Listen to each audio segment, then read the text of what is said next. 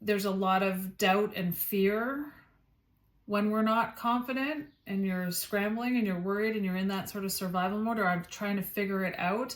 Anytime we have to take a step into the unknown, a new grade, a new job, a new promotion, a new responsibility, a new child, a new whatever, it's going to fire some things up. You're going to be a little nervous, unsure. You're supposed to be. You're stepping into the unknown. But we can't make our fear of that more important than what's on the other side of it. You can't abandon yourself like, oh my God, it's happening. And so how do you ground? How do you come home to yourself and access the wiser, more robust part of you that knows this is part of a bigger system at play? These are not my circus. This is not my circus. These are not my monkeys. I'm here to play a specific role. Right? I have things to contribute. When we're away from ourselves and we're all caught up in fear and comparison and doubt, we don't have access to those inner resources. So you have to literally land in yourself. You can look in the face and be like, okay, you've got my full attention. What is it that you're trying to say that's helpful? That's one of the ways that I distinguish between intuitive voice and imposter voice. Your intuitive voice, your wise self, your higher self, whatever you want to call that, is always saying something useful or helpful or comforting. It comes from further back inside of you and down. Whereas the imposter voice doesn't ever say anything helpful or useful. It just screams like worst case scenarios at you and warnings. And you know what I mean? It's there to scare, like it's not, that's how, if you can even just make that discernment, then you can be like, okay, what do you want? What do you got for me? And then it starts to dissipate, right?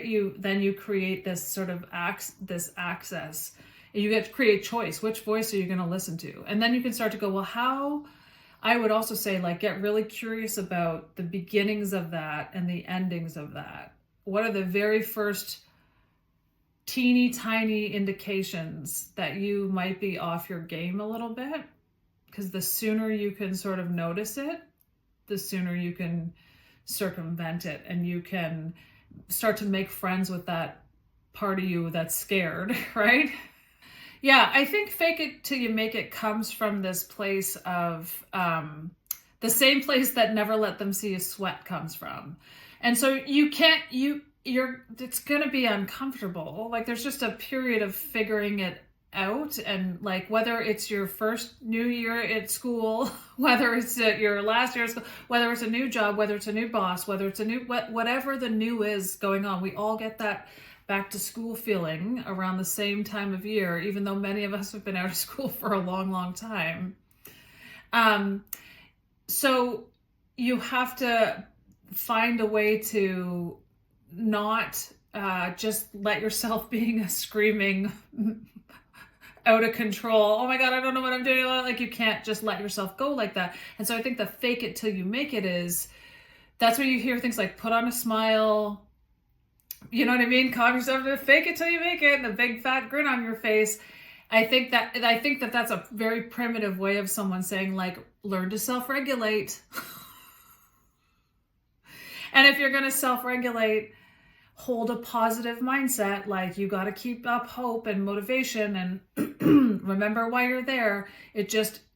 Now it's just this saying that's kind of lost the value of its meaning.